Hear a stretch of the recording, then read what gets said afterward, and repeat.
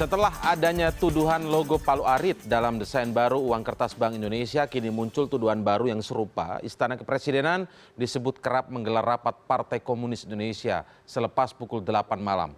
Pihak istana pun mengajukan gugatan hukum terhadap penebar isu tersebut. Saya memberikan warning kepada bangsa Indonesia. Ketakutan kembali bangkitnya komunisme belakangan ini terus mengemuka di mana-mana. Bahkan tuduhan pemerintah sudah disusupi agen komunis pun turut merebak. Tuduhan itu dilontarkan oleh Alfian Tanjung. Dalam ceramah yang videonya tersebar di YouTube, Alfian menyebutkan pihak Istana Kepresidenan sudah menjadi sarang Partai Komunis Indonesia karena kerap menyelenggarakan rapat tentang PKI selepas pukul 8 malam sejak Mei 2016. Karena mereka sekarang diisi oleh Teten Mas Duki, Uim Supriyanto, Budiman Sujatmiko, Waluyo Jati, Nezar Fatria, dan sederet kader-kader PKI yang mereka menjadikan istana tempat rapat rutin mereka tiap hari kerja di atas jam 8 malam ke atas. Keren ya? Jadi Istana Negara sekarang jadi sarangnya PKI sejak bulan Mei 2016 sampai kapan gua nggak tahu. Tentu saja istana bereaksi. Kepala Staf Kepresidenan Teten Mas Duki yang turut dituduh PKI oleh Alfian mensomasi agar Alfian mencabut pernyataannya dan meminta maaf. Sebelumnya, pemimpin Front Pembela Islam Rizik Syihab diperiksa oleh kepolisian setelah menuduh Bank Indonesia memasang logo Palu Arit pada uang kertas rupiah. Ia mempertanyakan dari sekian banyak logo, mengapa BI memilih lambang mirip Palu Arit. Rizik meminta pemerintah untuk menjelaskan dan menarik semua mata uang rupiah baru yang diedarkan. Yang ini tulisannya BI, yang ini Palu Arit. Sebagai saksi dan diajukan sebanyak 23 pertanyaan. Bahwa teknologi pengamanan uang kertas dengan metode recto verso itu memiliki ribuan bahkan jutaan alternatif bentuk. Nah, yang jadi persoalan, kenapa Bank Indonesia memilih recto verso dengan bentuk ini? Ini bentuk mirip-mirip Palu Arit. Kami minta dengan hormat kepada pemerintah untuk satu memberikan penjelasan. Nah, dalam setahun terakhir, gejala ketakutan akan kembali munculnya gerakan komunis memang semakin terlihat di Indonesia. Pada 23 Maret 2016, monolog bertajuk Tan Malaka, Saya Rusa Berbulu Merah, dibatalkan.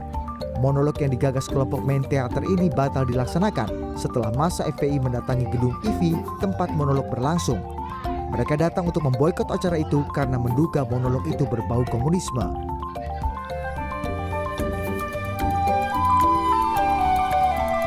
Revolusi. Pada 16 Maret 2016, pemutaran film dokumenter Pulau Buru Tanah Air Beta di Goethe House, Jakarta juga dibatalkan. Hashtag Pulau Buru Tanah Air Beta kala itu menjadi salah satu topik yang sangat populer di media sosial Twitter dan Facebook. Film dokumenter karya Rahul Nasution itu batal diputar karena adanya imbauan kepolisian yang menerima informasi akan ada ormas yang menggagalkan pemutaran film. Pada 27 Februari 2016, unit pengelola Pusat Kesenian Jakarta Taman Ismail Marzuki melarang festival Belok Kiri.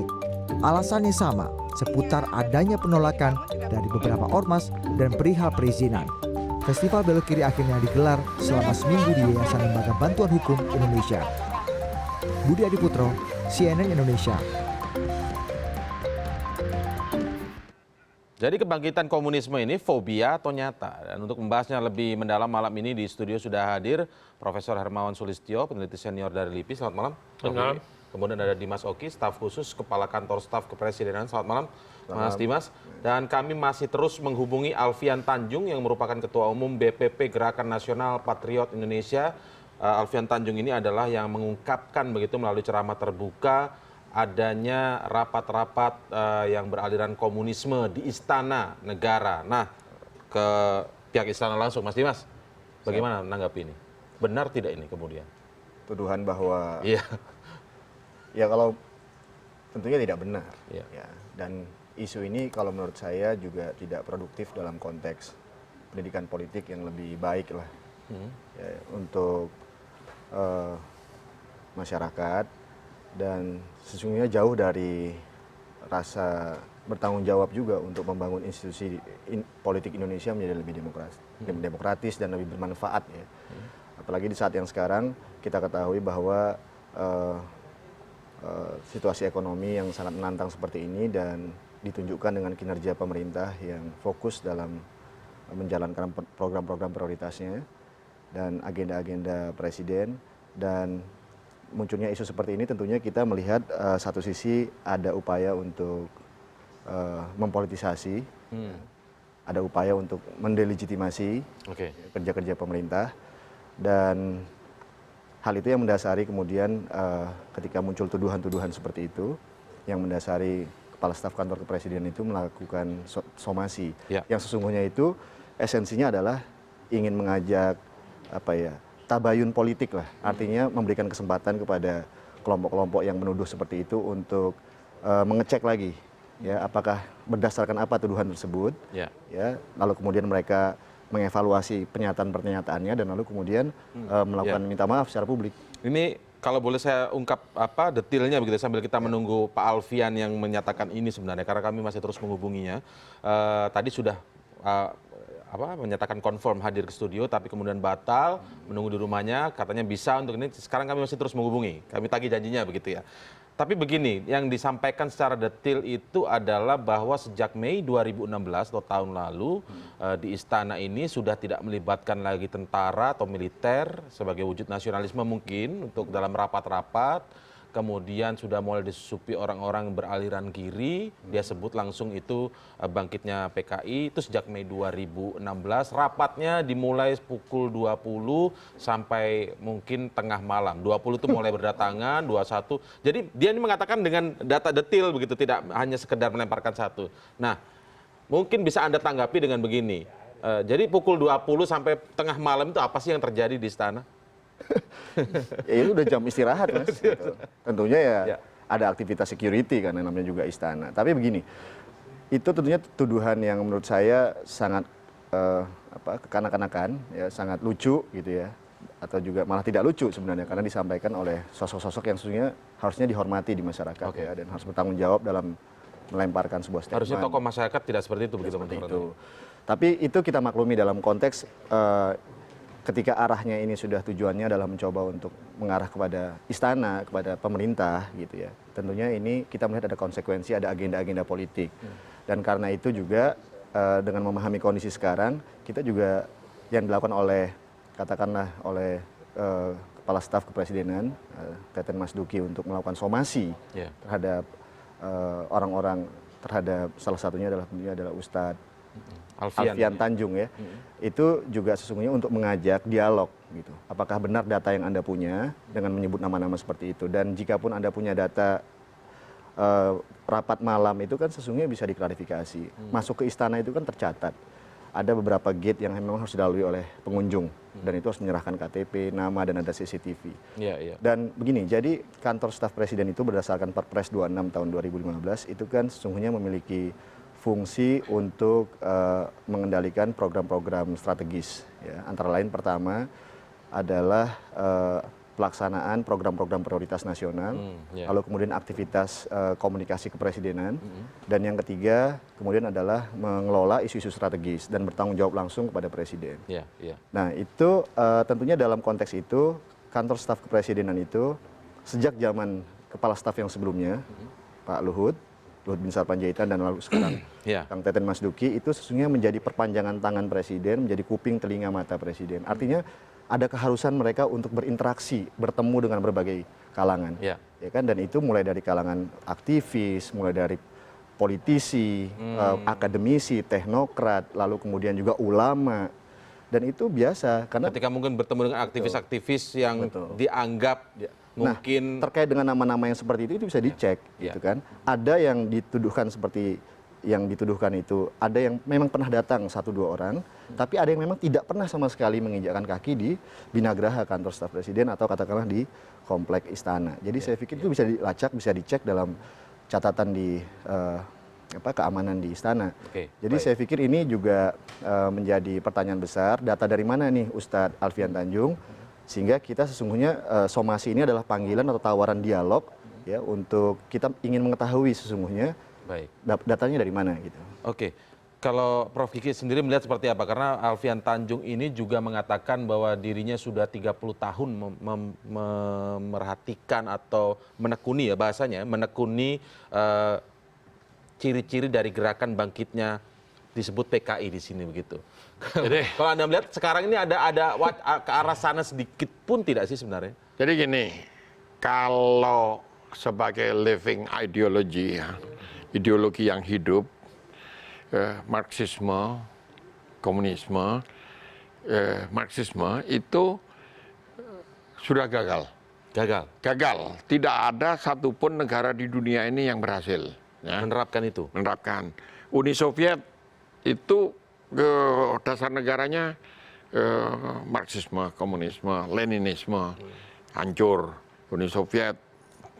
Kemudian Vietnam itu masih menyebut dasar negaranya komunis, tapi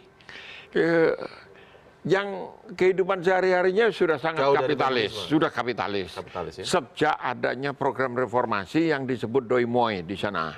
Nah, Cina resminya itu negara komunis. Resminya? Ya, sekarang kita tahu Cina itu lebih kapitalis dari Amerika gitu. Ya. Tinggal Kuba.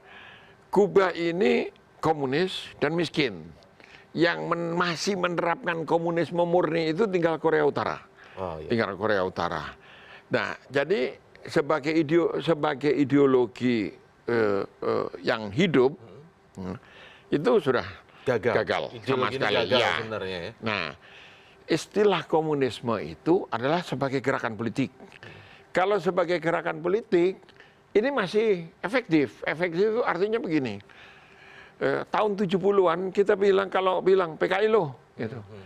Itu cap buruk loh. Ya.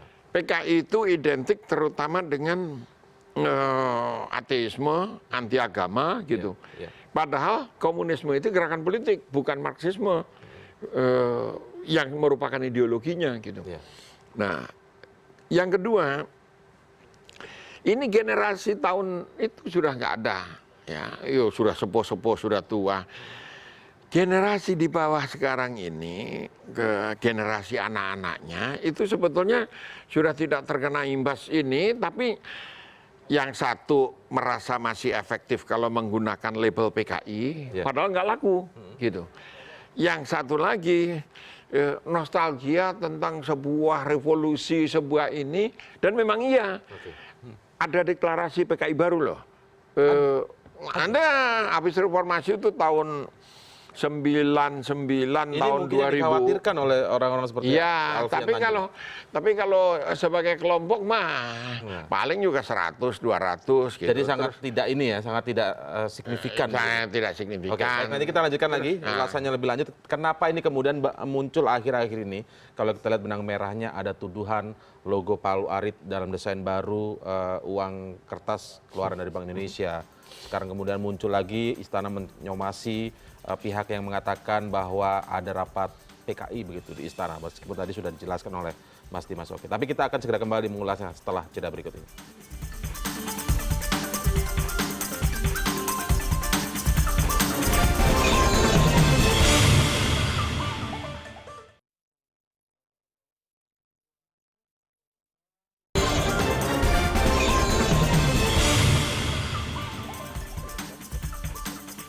Baik, kita kembali mengulas tentang hal ini. Kami masih menunggu Alfian Tanjung. Alfian Tanjung ini adalah seorang yang mengatakan secara terbuka dalam sebuah ceramahnya bahwa ada rapat-rapat PKI begitu di Istana Negara. Nah, salah satu yang disebutkan tadi alasannya adalah indikasinya begitu yang disebutkan dia adalah bahwa di Istana sekarang mulai Mei 2016 tidak ada lagi rapat-rapat yang dihadiri atau diikuti, dipimpin oleh militer atau TNI. Mungkin ini maksudnya simbol nasionalis yang mengganyang PKI saat itu begitu loh.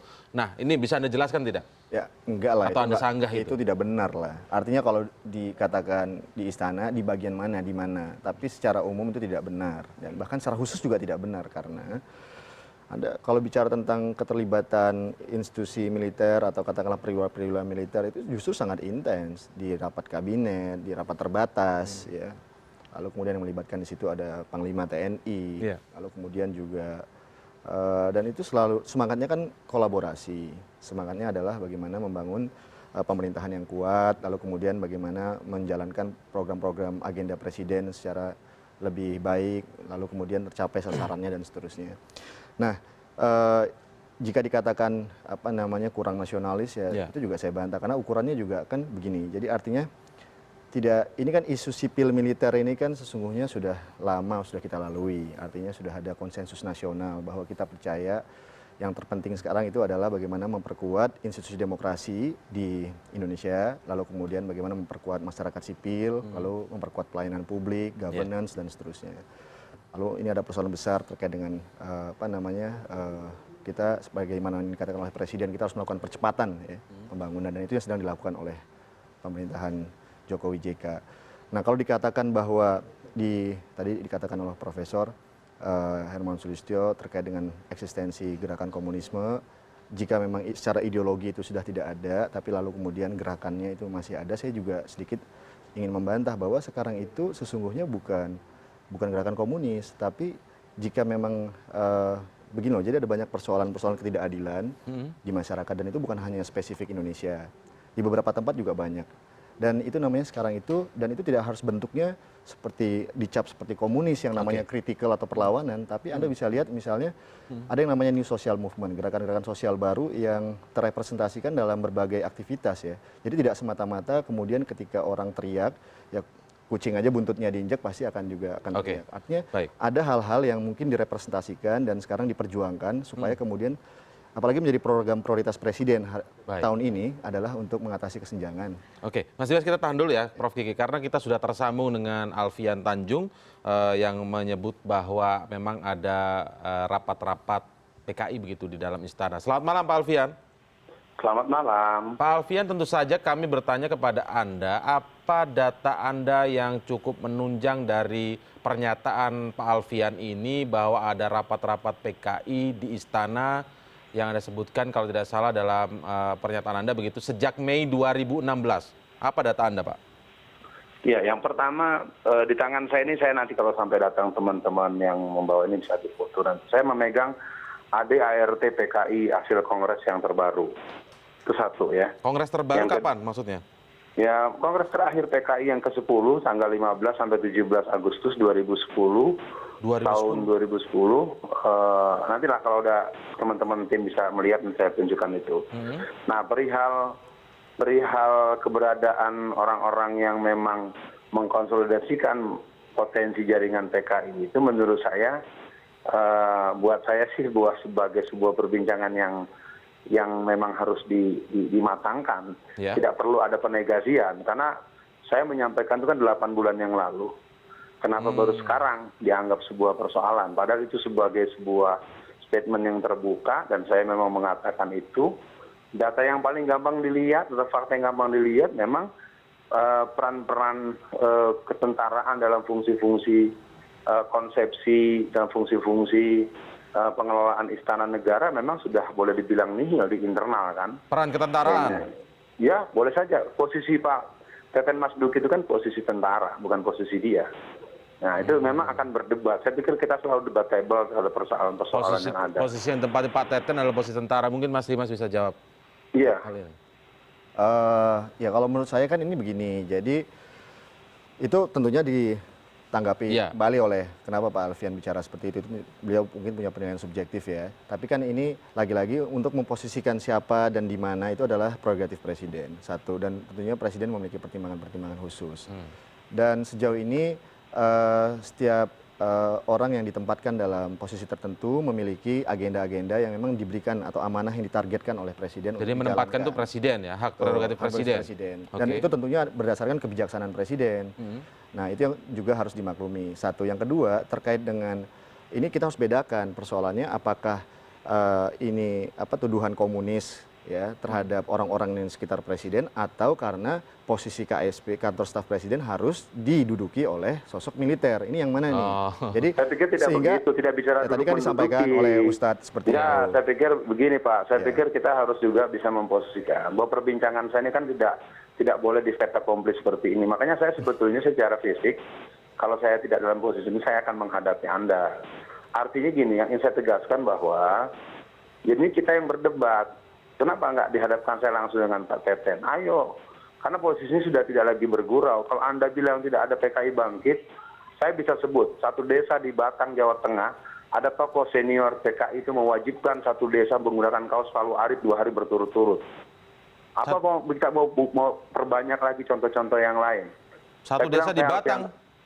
Ya. Kapan memerintahkan Ya memakai kaos? udahlah sekarang Anda jangan jadi polisi. Sekarang kalau mau bicara soal PKI bangkit, kapan kita bicara? Ini kan soalnya kan sekarang saya di fait accompli dibilang akan disomasi, saya nggak pernah tahu, saya baru tahu kemarin sore, saya nggak pernah terima suratnya. Nah sekarang kalau memang masuk pada wilayah kriminal, lapor aja polisi, tangkap saya. Bukan bicara soal kriminal yang sekarang ini kita berdiskusi Pak. Jadi sudut pandang Pak Alfian. Bukan diskusi karena ini kan dicecar terus. Wartawan nih tidak semuanya kooperatif seperti yang sekarang Mas kalau mau tahu. Wartawan ini udah wartawan PKI semua ini. Bicaranya saya dipaksa. Anda nggak usah meremehkan orang. Anda punya kapasitas, saya juga punya kapasitas. Iya. Makanya sekarang kami berikan Pak Alfian waktu untuk berdiskusi. Sudah biasa Pak pro kontra, tapi kami berikan waktu sekarang ke Pak Alfian menjelaskan datanya seperti apa. Misalnya di Batang, Jawa Tengah itu kapan kejadiannya? Ya data apa untuk apa? Saya pikir saya punya banyak data yang bisa dibicarakan kalau kita ketemu. Saya pikir sekarang tidak saat ini aksi sepihak. Tadi dibilang hak prerogatif presiden. Hak prerogatif bukan semau gue. Nggak bisa ngurus negara itu bukan seenak perutnya. Jangan seorang kayak seenak beroknya aja. Nggak bisa. Saya pikir segini aja lah. Sekarang mau dikemanakan kasus saya ini. Mau diurus, mau lapor polisi, silakan Pak Teten lapor polisi. Saya hadapin. Karena buat saya reinkarnasi PKI sudah sampai pada batas yang serius.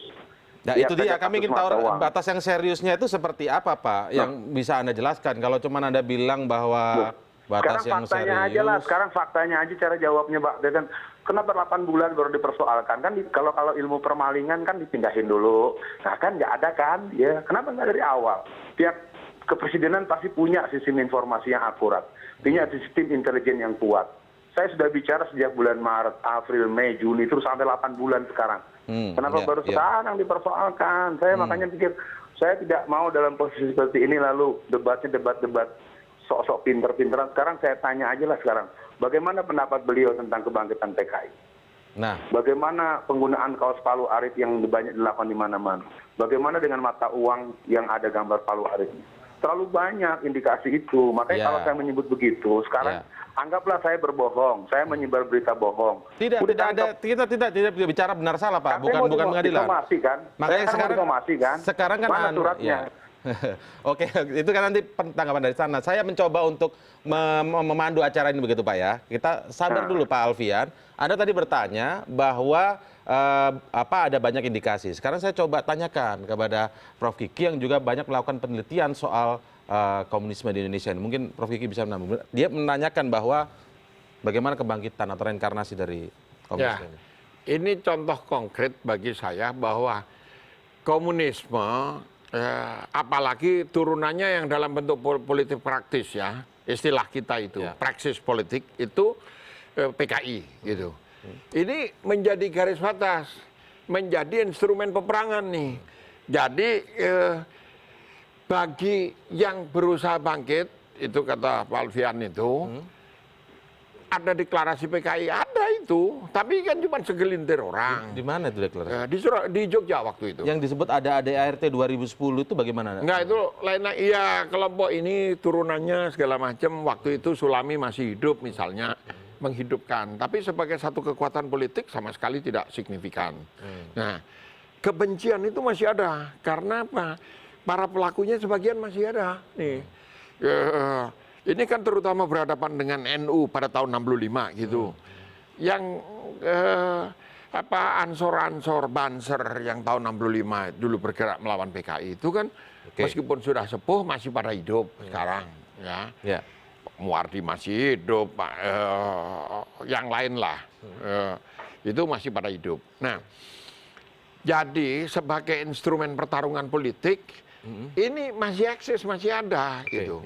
Tapi kalau sebagai ideologi yang pengikutnya itu ya orang bodoh aja. Ya contoh tadi lambang-lambang PKI misalnya dipakai Saya beberapa hari yang sekarang lalu, isu-isu ini relevan tidak? Yang sebut ada logo di uang kertas, kemudian ada logo Palu kalau Air 12. menurut saya pemerintah buang energi aja. Kalau ngurusin seperti itu. Kalau ngurusin seperti itu. Karena memang tidak relevan. Ya, bukan tidak relevan, terlalu insignifikan, tidak signifikan untuk ngurus negara yang makro. Nah, saya mau memberi catatan tentang KSP. Ya. Karena di konsep pemerintahan transisi itu, Ya. saya ikut bantu ngerancang, mengedit. Dan itu copycat ya, adaptasi dari West Wing di Amerika. Oke. Kritiknya kita tahan dulu ya, nanti kita sampaikan setelah jeda berikut, termasuk apa saya tertarik dengan pernyataan dari Mas Dimas bahwa ini harus dipisahkan dulu. Ini sebenarnya soal adanya rapat-rapat PKI ataukah ingin menempatkan militer begitu ya di dalam KSP. Seperti yang disampaikan oleh Pak Alfian. Setelah jeda berikut kami akan membahasnya lebih lanjut.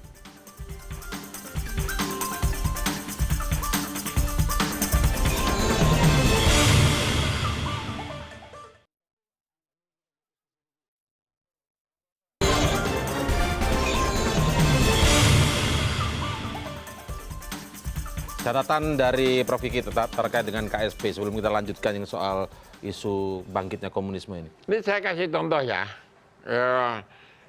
Yang masih hidup nih hari ini nih, ada pro kontra tentang pembangunan semen di Rembang.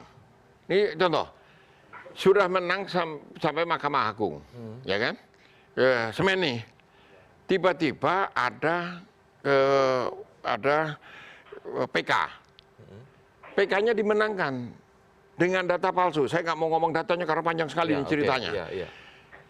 Dan itu kemudian difasilitasi oleh Teten ke Presiden. Nah, bagi orang-orang seperti Pak Ustadz ini bisa ditafsirkan dan bagi banyak orang luas, ini cara-cara PKI gitu.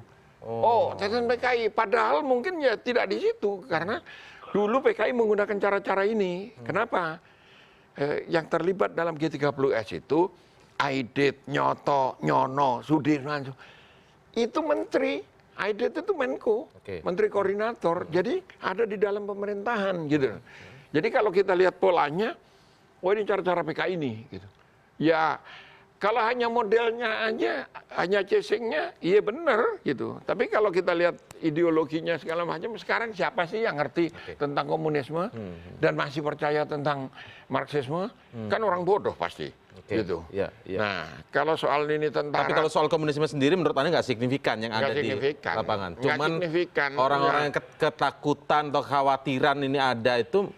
Enggak, bukan kekhawatiran. Saya bertarung dengan Anda nih. Oh, kalau saya gunakan isu PKI itu akan sangat efektif. Bilang aja PKI ini. Jadi siapa yang bertarung dengan orang yang dituding kemudian? Ini cara-cara PKI ini dipotong aja sudah gitu. Gimana, Mas Dimas? Ya, saya mungkin menanggapinya lebih kembali kepada tugas pokok dari kantor staf kepresidenan. Sesuai dengan Perpres 26 tadi tahun 2015 bahwa salah satu agendanya tentunya adalah mengendalikan program-program strategis. Dalam hal ini yang kemudian menjadi agenda dari Presiden. Kita ketahui bahwa Presiden Joko Widodo menang dalam pemilu yang demokratis langsung ya tahun 2014 kemarin itu didukung oleh mayoritas rakyat. Artinya memang dalam posisi ini, apalagi kalau kita lihat agenda Nawacita, lalu program-program Presiden ya, itu banyak sekali agenda-agenda yang memang harus dijalankan dalam rangka untuk mempercepat memperpendek kesenjangan tadi. Nah, itu yang sesungguhnya yang dilakukan oleh secara khusus kantor staf kepresidenan. Nah, persoalan kesenjangan ini problem besar dan Presiden sudah berulang kali menyatakan bahwa ini harus segera dituntaskan sehingga kemudian pemerintahan dan demokrasi yang memang sudah kita jalankan itu membawa manfaat. Terus kaitannya dengan tudingan bahwa di sana posisinya tidak ditempati oleh militer dan lain sebagainya? Nah itu saya nggak bisa menjawab lagi-lagi karena ini begini Mas. Jadi ini kan persoalan bagaimana sesungguhnya metode dalam menjalankan sebuah pemerintahan. Ya, ini kan metode bagaimana kita how to govern. Ya, ini juga terkait dengan style, ini terkait dengan bagaimana pendekatan yang diambil dan seterusnya.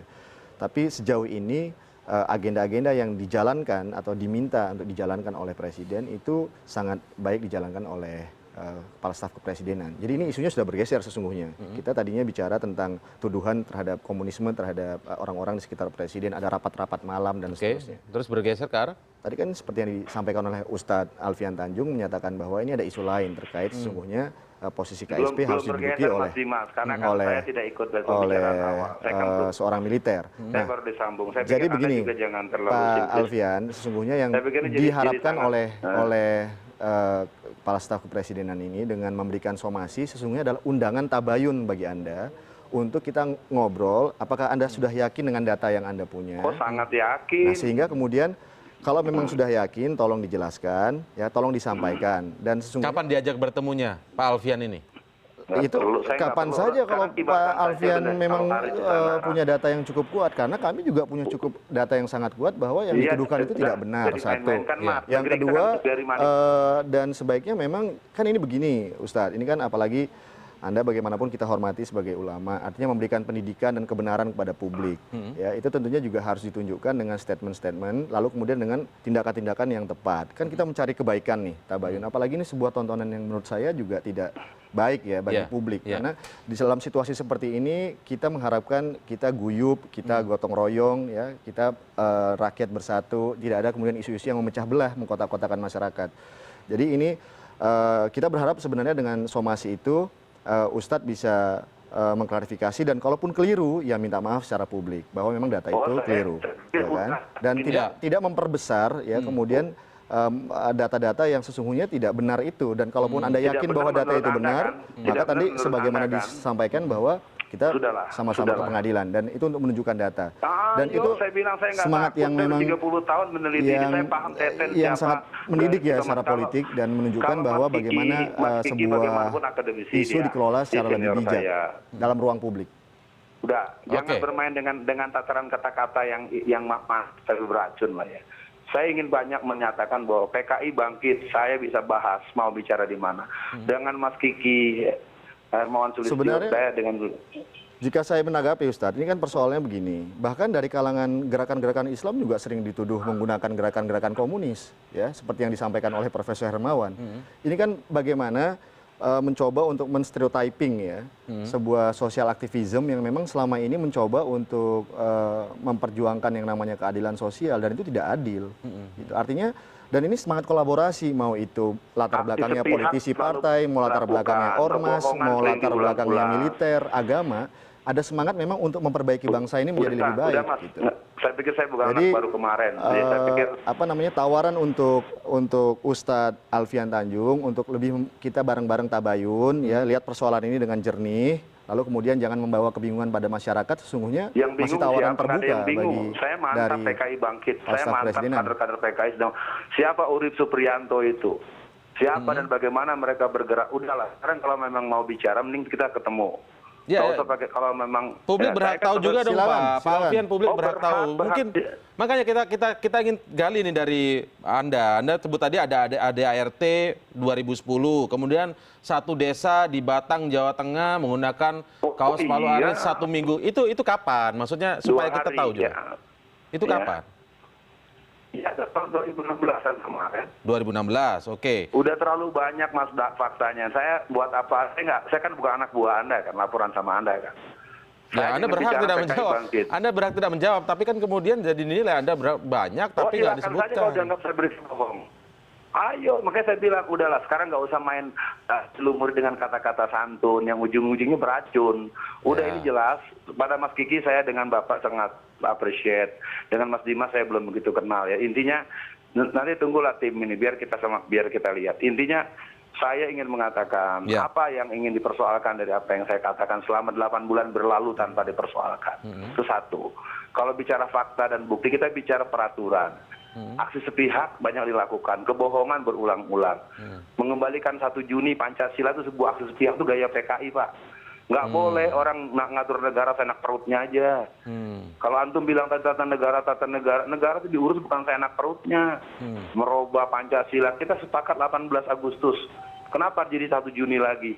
Itu gaya PKI dan itu Pancasila yang menaruh ketuhanan di Ini sila tuduhan kelima. baru dari Anda lagi nih yang soal 1 Tidak Juni ini. tuduhan, fakta. Ayo udah sekarang mau buka front di mana? Yang resmi, rencanakan waktu. Saya udah nolak dari tadi wawancara kalau mau tahu. Saya hari ini nggak siap. Kalau mau kita ketemu waktu yang disepakati, kita ketemu terbuka. Nggak ada tuduh-tuduhan di sini, fakta-fakta yang ada. Oke. Memang gaya PKI begitu Tadi terus. Prof. Kiki bilang sebenarnya tidak terlalu signifikan. Ada tapi tidak terlalu Itu signifikan. kan pendapat beliau. Orang boleh punya pendapat, saya punya Nah, pendapat. Anda bilang Temuan signifikan saya, berarti? PKI bangkit. Iya, PKI bangkit memang. Oke, sesignifikan apa, Pak Alfian? Ya, lihat saja pengkaderan PKC. Pengkaderan ke PKC selama 2004-2014 itu 13 angkatan. Sejak 2015, sejak Jokowi berkuasa, pengkader PKC datang ke DPD PDI Perjuangan hampir setiap 3 bulan, 6 bulan sekali. Itu semua orang tahu. Mau ngomong apa lagi? Ini jelas kolaborasi antara PKI dengan PKC. Sudah jelas, makanya saya bilang udahlah kalau Pengkaderan, saya ya? ini. Oh iya banyak, variabelnya sangat banyak. Di mana saja lokasinya pengkaderan itu? Tanya aja pada DPD PDI yang ngadain acara. Nah, ini berarti Anda saya menyangkutkan bukan PDI panitia. lagi nih sekarang ya? Oh iya, PDI Perjuangan 85% dijadikan tempat transit buat kader-kader PKI. Bukan PDI PKI ya. Lihat bagaimana pidatonya Ketua DPC PDI Bu Surabaya kemarin. Itu bahasa ingin membasmi ulama, cabut sampai ke akar, itu gaya pemuda rakyat, Mas. Ada rekamannya, Anda mempunyai rekaman itu? Wah, cari sendiri aja tuh, berkembang luas kok di WhatsApp. Nggak perlu sibuk-sibuk saya nyerahin ke Anda. Itu kan umum, bisa kita dapat. Di WhatsApp? Udahlah, saya pikir saya cukupkan saja. Ya, viral kok itu di arsip DPC PDI Surabaya juga ada kok. Udah yang jelas, kalau memang kurang pas, saya cukup dulu, saya tidak melanjutkan. Saya beri penegasan buat para pendengar, para pemirsa, PKI bangkit, dan saya akan siap menghadapi apa yang akan Anda tempuh. Mau lapor polisi, lapor silahkan. Mau panggil saya datang. Saya nggak akan kabur. Dengan reaksi seperti ini bukan berarti Anda ketakutan, Pak Alfian? Oh, justru saya berani. Kenapa saya takut? Justru karena saya berani. Kalau saya takut tuh saya kabur. Saya nggak kabur. Anda panggil saya datang. Asal dijamin bahwa kita bersikap secara konstitusi. Saya akan tentukan ini pasal yang dilanggar. Ini pasal Undang-Undang nomor 27 tahun 99. Saya sangat menguasai persoalan kebangkitan PKI. Sejak 30 tahun saya riset secara kualitatif. Nah, jadi kalau Anda bilang saya takut, justru saya berani. Kalau saya takut saya kabur, saya ngumpet. Karena tinggal mau di mana kita bahas. Mau ketemu dengan Pak Teten langsung, mau kita bicara dengan Pak Jokowi langsung. Kenapa Pak Menteri dengan Jokowi undercover-nya lalu hilang dari peredaran? Kenapa Pak Kapolri mengancam siapa yang punya buku mau ditangkap? Banyak Mas variabel ini Mas, PKI bangkit. Saya bisa terangkan 20 jam saya ceramahin. Oke, baik. Tapi perbedaan pendapat itu Anda masih perbedaan menghargai? pendapat siap. Oke, tapi PKI bangkit saya punya argumentasi. Ayo mau presentasi di mana? Saya bisa tunjukin, saya bisa uraikan, saya bisa presentasikan. Saya cukupkan saja deh, terima kasih. Oke, baik. Tadi Pak Alfian Tanjung sepertinya memang sangat reaktif begitu ya menjawab pertanyaan-pertanyaan tadi seolah menjadi seperti sedang berada dalam persidangan. Padahal kita hanya ingin menggali. Nah, saya ingin tanya tanggapan dari KSP lagi. Bagaimana ini begitu yakin kapan diundang realnya? Sekarang sangat menantikan undangan diskusi. Sudah dikirim maksudnya diskusi. Iya, diskusi. Silakan saja kapan saja. Kita bahkan dengan Pak Teten di kantor kepresidenan itu di Binagraha terbuka dengan tamu-tamu bagi yang ingin datang dan tentunya harus melewati beberapa penjagaan seperti yang saya sampaikan tadi. Setiap tamu yang datang itu selalu kemudian mencatat nama dan seterusnya. Jadi tapi begini, jadi yang disampaikan juga tadi oleh Prof. Kiki dan disampaikan tadi oleh Ustadz Alfian itu sesungguhnya esensinya sudah kita dapat bahwa memang apa esensinya kan sesungguhnya ini ada yang harus diperkuat. Artinya bagaimana pengelolaan manajemen politik untuk lebih berkomunikasi, lebih bersosialisasi kepada berbagai elemen masyarakat. Ini memang sesungguhnya menjadi ukuran penting ya dalam setiap pemerintahan yang ada. Tapi Pak Tetennya siap menemui Alfian Tanjung? Saya pikir itu komitmennya Pak Teten Mas Duki dan sejauh ini itu kerap kali dan beliau bertemu dengan berbagai pihak dan selalu berbicara tentang prioritas-prioritas atau capaian-capaian agenda pemerintah. Jadi dan itu dengan siapa saja itu terbuka. Jadi persoalannya sekarang itu kan ketika tuduhan ini atau fitnah ini berseliweran, ya kenapa harus 8 bulan? Karena memang selama ini kita tidak pernah menanggapi itu secara serius karena seperti disampaikan Kang Prof. Kiki tadi. Kenapa baru sekarang gitu? Ini kan begini, persoalan ya komunisme dan seterusnya itu kan sebuah Maksud awalnya nggak sudah perlu masa ditanggapi lalu, gitu betul. Dan ini kan begitu apa ya, tuduhan yang menurut kita itu sangat konyol gitu. Artinya ini tidak berdasar, ya kan? Tapi bahwa kemudian di situ message-nya bahwa memang kita harus ada komunikasi politik yang memang diperkuat kepada seluruh elemen-elemen masyarakat, ya kan, yang ingin berkomunikasi dengan pemerintah, tentunya ini menjadi sebuah komitmen yang memang harus dilakukan. Ada tuduhan baru tadi kalau menurut saya bahwa ada 85% dari PDI Perjuangan disebut sebagai anti komunis. Tadi disebutkan oleh Pak Alfian Tanjung seperti itu. Kita juga merekamnya itu. Kalau Anda melihat ini berarti kekhawatiran Pak Alfian Tanjung ini luar biasa besar sebenarnya. Enggak begini loh. Ya. Ideologi kiri itu kan eksotis ya. Eksotis. Seksi. Kenapa eksotis? Kenapa seksi? Sehingga ada image kalau nggak belain rakyat kecil itu nggak punya hati, kan gitu. Ya. Kalau sudah tua masih belain juga itu nggak punya otak gitu. Nah, karena ini eksotis, terus orang tidak tahu tentang PKI, kan buku nggak boleh. Itu ketetapan MPR nomor 25 itu melarang, tapi ada kecualinya untuk pendidikan dan untuk kepentingan akademik. Nah, jadi anak-anak muda ini juga mencari-cari rujukan. Ini ideologi perlawanan. Kalau melawan itu kita itu pahlawan gitu, kira-kira kayak gitu. Kita ini heroik kayak gitu. Jadi apa saja dilawan. Nah, ini bisa ditafsirkan ini kebangkitan PKI. Nah, kalau kebetulan temanya adalah tema tentang PKI tahun 65, dicarilah rujukan-rujukan pada penulis-penulis Barat yang memberi legitimasi pada sikap ini. Penulis-penulis Barat itu tidak semuanya kredibel, tidak semuanya otoritatif. Banyak diantaranya petualang yang nggak punya pekerjaan di negaranya, terus belajar ke sini. Saya bisa buktikan berapa banyak penulis yang diundang kiri kanan kalau ke sini. Itu orang nggak punya pekerjaan kok di negaranya, kayak gitu. Dan saya punya saksi, itu pembimbing doktor saya dan Amrih Widodo, bagaimana Benedict Anderson itu mengaku salah. Baik. Kalau kembali ke konteksnya sekarang ini, apa yang Anda lihat ketika, kalau tadi kan Anda melihatnya, Mas Dimas ini melihatnya ini sebenarnya lebih di luar soal kebangkitan komunis sebenarnya. Ada persoalan lain sebenarnya begitu kan, kalau boleh saya simpulkan sedikit. Tapi kalau Prof. Kiki melihatnya, disebutkan logo Palu Arit, uang kertas sebagai medium pertarungan, medium pertarungan politik. Saya kasih contoh konkret nih. Tapi kalau tadi Pak Alfian sepertinya ngotot bahwa ini real bangkit begitu loh. Bukan, karena ini dia juga pelaku politik yang berlawanan kan gitu. Oh, pelaku politik bagi Pak Alfian menurut Anda. Nah, yang buat saya yang menarik adalah kenapa yang ngotot itu orang-orang seperti Pak Alfian. Dalam sejarah kita yang head to head dengan PKI itu kalau dari kalangan Islam kan NU. Sampai dituntut pelanggaran HAM segala macam. Sekali lagi dasarnya adalah studi orang-orang Barat yang tidak bisa dipertanggungjawabkan. Saya kasih contoh. Yang dipakai rujukan bahkan dibawa sampai ke PBB itu adalah film Jagal. Film Jagal itu 20 tahun saya meneliti pembunuhan, tidak ada teknik membunuh dengan tali. Satu. Yang kedua, dia bilang kita itu menari-nari mendapat ide dari film Godfather, dari Marlon Brando. Artinya ada misinformasi banyak yang ini Godfather itu dibuat tahun 72. Pembunuhan itu tahun 65-66. Tapi film ini dianggap benar. Terus dipakai di Belanda, dipakai di PBB.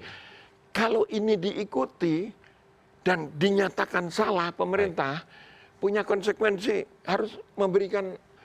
Artinya ada banyak sekali minim informasi terkait dengan komunisme ini, sehingga muncul orang-orang seperti Pak Alfian ini yang disebut tadi dirinya menyebut 30 tahun. Kalau menurut saya beliau tidak minim informasi, tapi menggunakan itu untuk bertarung gitu loh. Bertarung, sementara realnya tidak signifikan, nggak ada itu kebangkitan.